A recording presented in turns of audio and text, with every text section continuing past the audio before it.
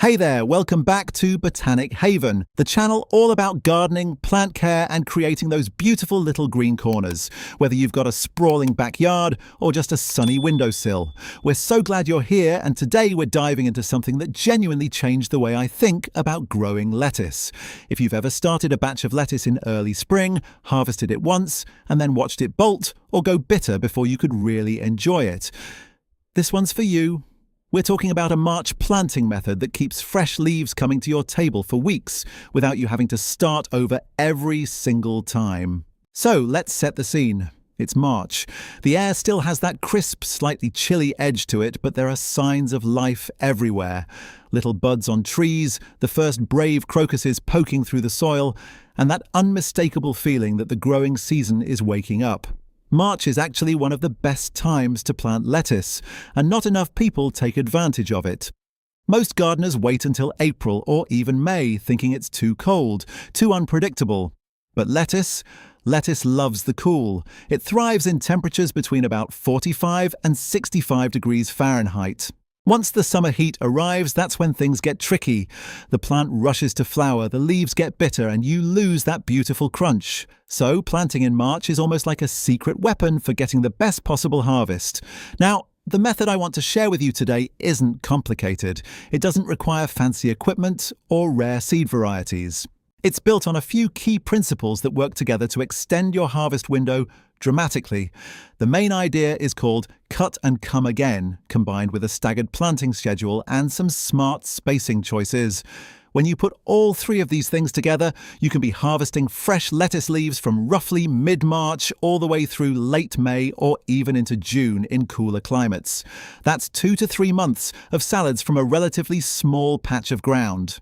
A friend of mine named Oliver, who gardens in his backyard in a pretty temperate zone, told me he used to plant one big row of lettuce in April, harvest it all at once in late May, and then it was done. He tried this method last year and couldn't believe he was still picking leaves in early June. He literally texted me a photo of a salad bowl and said, "Still going." That kind of result is totally achievable for most home gardeners. Before we go further into the step-by-step details, I just want to check in with you for a second. If this guide has helped you, write 1 in the comments, and if not, write 0. This way, I'll know which tips are most useful for your garden. Your feedback genuinely shapes the content we make here at Botanic Haven, and it means a lot to know whether these ideas are landing in real, practical ways for people like you. Alright, so let's dig into the actual method. The first thing you want to do in March is choose the right lettuce varieties. This matters more than most people realise. Loose-leaf varieties are your best friends here. Think varieties like black-seeded Simpson, salad bowl, or any of the oak leaf types. These don't form a tight head like iceberg does.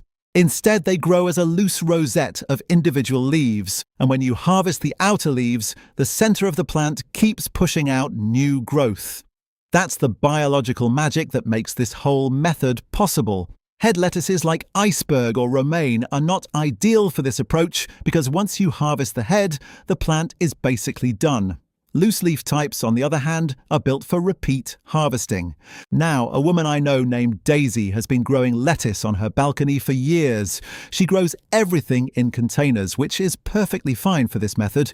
Actually, containers have some advantages in March because you can move them to catch the best light or bring them indoors on nights when the temperature really drops. Daisy told me she used to grow just one type of lettuce at a time, and she'd always end up with more than she could eat in 1 week, and then nothing the next. Once she switched to growing 3 or 4 different loose-leaf varieties at the same time, she noticed that they matured at slightly different rates, which naturally extended her harvest window. It's a small shift in thinking, but it makes a real difference in practice. It's also worth spending a moment on where exactly you source your seeds, because not all seed packets are created equal. Garden centres and hardware stores carry reliable standard varieties. But if you want access to more interesting and more regionally suited options, small independent seed companies are worth exploring. Many of them specialize in open-pollinated and heirloom varieties that have been selected over generations for flavor, texture, and performance in home gardens rather than commercial production. Heirloom loose-leaf lettuces in particular often have a depth of flavor that standard supermarket varieties simply don't match. Nutty, slightly peppery, sometimes with beautiful red and bronze colouring that makes a salad bowl look like a work of art. Oliver spent one season growing nothing but heirloom varieties and said he'd never go back to the standard stuff. He grew a deep burgundy variety called Forellenschluss alongside a bright lime green Simpson type, and the contrast on the plate was as satisfying as the flavour. The second principle of this method is staggered planting, and this is honestly the game changer.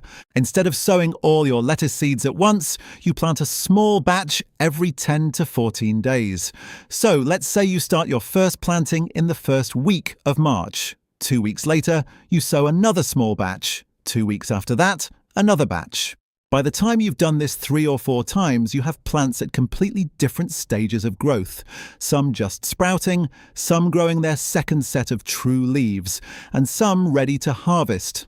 This creates a rolling, continuous supply rather than one big flush of lettuce all at once. It sounds almost too simple, but the difference in your kitchen is remarkable.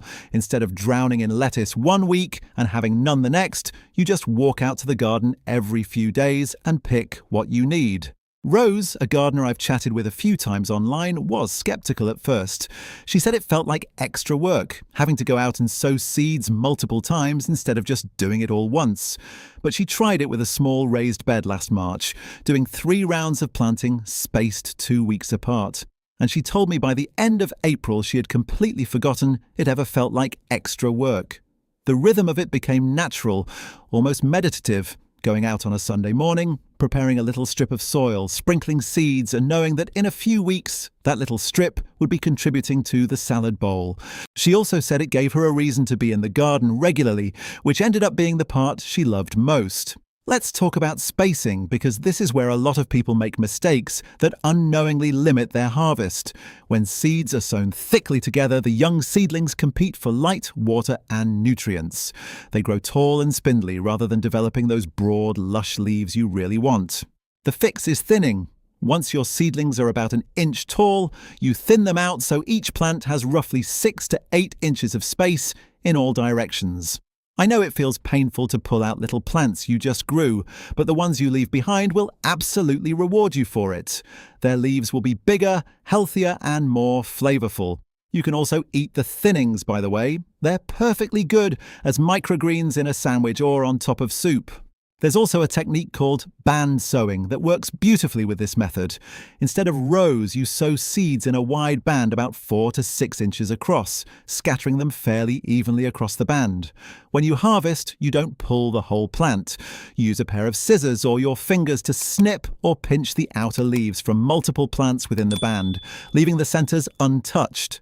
The entire band then regrows together over the next week or 2, and you come back and harvest again.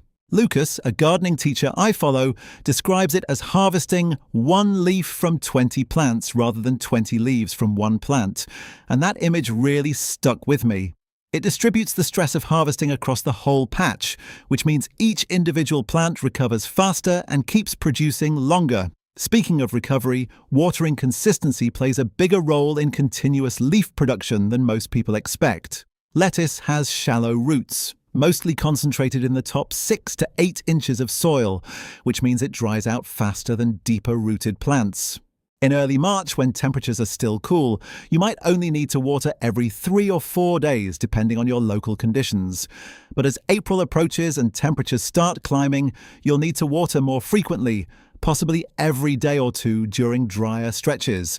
The goal is to keep the soil consistently moist, but never waterlogged. When lettuce gets stressed from drought, it triggers a stress response in the plant that speeds up bolting. That's the process where the plant sends up a tall flower stalk, the leaves become bitter, and the harvest window closes fast. Keeping moisture levels steady is one of the most direct ways you can keep your plants in that happy, productive phase longer. A simple drip irrigation setup or even a soaker hose laid along your lettuce bed can make an enormous difference here, especially once you've got multiple batches going at the same time. The idea of hand watering 3 or 4 patches at different stages every other day sounds manageable until you actually try it during a busy week. A drip system removes that mental load entirely. You set a timer, the water goes on, and your plants get exactly what they need whether you're home or not. Ivy set up a basic drip system for her raised beds 2 seasons ago and told me it was the single best investment she'd made in her whole garden setup. It doesn't have to be expensive or complicated. Even a simple battery-powered timer attached to a garden hose with a soaker hose running through the bed does the job beautifully. Mulching helps enormously with moisture retention and is something I always recommend for spring lettuce. A thin layer of straw, shredded leaves, or even grass clippings spread around the base of your plants acts like a blanket over the soil. It slows evaporation, keeps the root zone cooler as temperatures rise, and over time breaks down to add a little organic matter back into the soil. Ivy swears by thick mulching in March as one of her best tools for keeping lettuce going into late spring.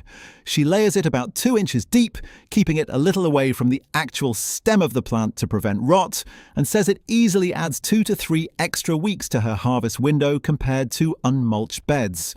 Fertilizing is another topic worth addressing clearly. Lettuce is a leafy crop, which means it primarily benefits from nitrogen. Nitrogen is the nutrient that drives leaf growth. In early spring, if you prepared your soil in the fall or winter by adding compost, you may not need to fertilize at all for the first few weeks. But once plants have been growing for 3 or 4 weeks and you've started harvesting from them, a light feeding every 2 weeks with a balanced liquid fertilizer or a nitrogen-rich compost tea can keep them productive and vigorous. Don't overdo it though. Too much nitrogen can lead to lush but very soft, watery leaves that don't have much flavor and are more prone to disease. Think of feeding as a gentle top-up rather than a major intervention.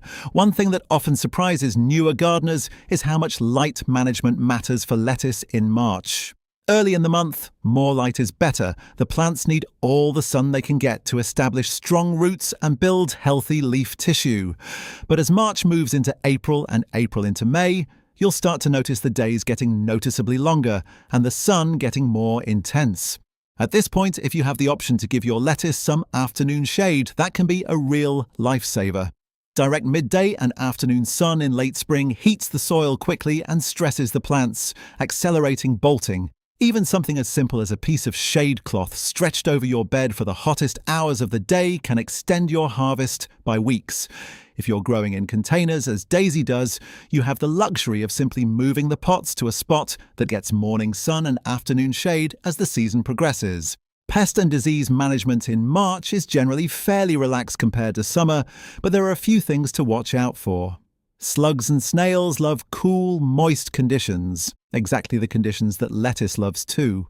So early spring is prime time for these critters. Check under leaves in the morning and evening, and if you see signs of damage, set out some slug traps or use a ring of coarse material like diatomaceous earth around your beds. Aphids can also appear on lettuce, even in early spring, especially in mild climates. They tend to cluster on the undersides of leaves or inside the curled new growth at the center of the plant. A strong spray of water from a hose knocks most of them off, and repeating this every few days usually keeps populations under control without needing any chemicals. There's one more pest that doesn't always make it into basic lettuce guides but is worth knowing about: the lettuce root aphid. Unlike the common green aphid that lives on leaves, root aphids colonize underground, feeding directly on the root system. Plants infested with root aphids look mysteriously unwell. They wilt even when the soil is moist, growth slows dramatically, and outer leaves start yellowing for no obvious above-ground reason. If you pull a struggling plant and see white waxy deposits on the roots, that's the culprit. Prevention is the most effective approach. Crop rotation. Don't grow lettuce in the same spot year after year. Keeping the soil well drained and maintaining healthy organic matter levels all reduce the likelihood of root aphid problems. Once an infestation takes hold, it's difficult to manage without completely removing affected plants, so staying ahead of it through good soil practices is well worth the effort. Something I've noticed over the years is that gardeners who do well with continuous lettuce production are the ones who harvest confidently and frequently. There's a psychological hesitation that many people feel. They don't want to take too many leaves in case they damage the plant or use it up too fast. But actually, the opposite is true. Frequent, moderate harvesting encourages the plant to keep growing. When you leave too many old outer leaves on the plant for too long, those leaves start to yellow and decline, and the plant puts energy into dealing with that declining tissue rather than pushing out fresh new growth. The sweet spot is harvesting the outer 3 or 4 leaves from each plant every 5 to 7 days, leaving the inner 5 or 6 leaves and the growing point completely untouched. Once you get into that rhythm, it feels completely natural. There's also something genuinely satisfying about the harvest itself that's worth mentioning, because gardening isn't just about the produce, it's about the experience. There's something almost meditative about going out to the garden in the early morning, when the light is still soft and everything smells clean and green, and carefully picking a bowl full of fresh leaves. Lucas talks about this a lot in his teaching. The idea that the garden isn't just a food production system, it's a place to slow down, pay attention, and connect with something growing. Lettuce is one of the best plants for beginning that kind of relationship with your garden because the feedback loop is so fast. You plant, you see sprouts within days, you harvest within weeks. That immediacy is encouraging and motivating in a way that slower crops sometimes aren't. As the season progresses into late April and May, you'll want to pay close attention to bolting signs so you can act quickly when you see them. The classic sign is the center of the plant starting to elongate. Instead of a flat rosette of leaves, you'll notice the central growing point rising up and the leaves changing shape, becoming more pointed and elongated. This is the plant's way of saying it's shifting its energy from leaf production to flowering and seed production. At this point, you have a few days to a week before the leaves become truly bitter and unpleasant. Some people harvest everything at that point and use it in cooked dishes where bitterness is less noticeable. Wilted greens with garlic, for instance, or blended into a green soup. Others pull the plant and compost it, giving that space over to summer crops. Either way, knowing how to read those signs means you never waste a harvest. One clever trick for getting a few extra days out of a plant that's just starting to bolt is to pinch out the very tip of the central stem as soon as you notice it rising. This interrupts the bolting process temporarily. The plant redirects energy back into leaf production for a short while before sending up another stalk. It won't stop bolting permanently, but it can buy you 3 to 5 extra days of decent leaf quality, which is sometimes exactly enough time to bridge the gap until your next batch is ready to harvest. Rose discovered this trick accidentally when she was deadheading flowers nearby and absent-mindedly pinched the top off a lettuce plant that was starting to bolt. She came back a week later expecting to find it completely done and was surprised to see fresh leaves still coming from the sides. Now she does it deliberately every season. By the time your staggered planting sequence is fully underway, you'll have developed a real feel for the rhythm of this method. The batch you planted in the first week of March will have given you several harvests by mid-April. The second batch will be entering peak production. The third and fourth batches will be building up, ready to take over as the earlier ones start to slow down or bolt. It's a beautifully self-reinforcing system once you get it rolling. And the payoff, fresh salads from your own garden for weeks on end, is one of those simple pleasures that never really gets old. One last thought to leave you with. Don't get discouraged if your first attempt at this method isn't perfect. Maybe one batch of seeds germinates unevenly. Maybe a late frost catches you off guard and nips a tray of seedlings. Maybe you misjudge the watering and lose a few plants to wilt or rot. These things happen to every gardener, from absolute beginners to people who've been doing this for decades. The difference between gardeners who give up and gardeners who succeed isn't some innate talent. It's just persistence and a willingness to try again. Each season teaches you something new about your particular soil, your microclimate, your local pest pressures, your water supply. That accumulating knowledge is genuinely one of the most valuable things you can build as a gardener, and March lettuce is a wonderful place to start building it. Something that seasoned lettuce growers often mention but beginners rarely hear about is the value of keeping a small backup patch. A little cluster of seedlings growing in a spare pot or corner of the garden that you can transplant into gaps whenever a plant bolts or fails unexpectedly. Think of it as your lettuce reserve. When one spot in your main bed suddenly opens up, instead of waiting 2 to 3 weeks for new seeds to germinate and reach a harvestable size, you simply pop in a transplant from your backup pot that's already 3 or 4 weeks along. Lucas calls this his lettuce insurance policy, and once you've tried it, you'll wonder how you ever gardened without it. It takes almost no extra effort. Just sow a few extra seeds in a small container every time you do your main staggered planting, and the peace of mind it gives you is genuinely worth it.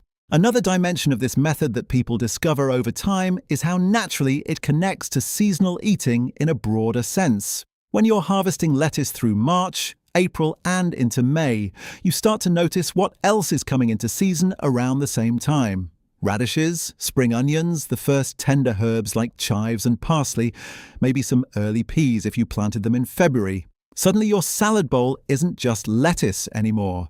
It becomes this rotating collection of whatever the garden is offering that week, and that variety makes eating from your own patch genuinely exciting rather than repetitive. Daisy told me that her March to May salads became her favourite meals of the whole year because of exactly this. The combination of fresh lettuce with whatever else happened to be ready that day felt spontaneous and creative in a way that planned grocery store cooking rarely does. It's also worth thinking about what comes after the lettuce season wraps up, because good garden planning is really about the whole year, rather than any single crop. The beds that your spring lettuce occupied are some of the most valuable real estate in your garden by late May or early June. The soil has been kept loose and actively fed, the weeds have been managed, and you've been paying close attention to that space all season. This makes it a perfect spot to transition directly into warm season crops like basil, bush beans, or summer squash once the last lettuce plants are cleared. Oliver always plants a row of basil right where his last lettuce batch was growing, and he says the soil is always in such good shape by that point that the basil takes off faster than anything else in his garden. Planning that transition ahead of time means you never have bare, wasted ground. One season flows directly into the next. Finally, if you take nothing else from everything we've talked about today, let it be this. The best time to start is always right now. It's so easy to tell yourself you'll try this method next year when you have more time. A better setup, the right seeds. But the truth is, you don't need any of that to begin. A handful of seeds, a pot of decent soil on a balcony, a windowsill with good light. That's enough to start.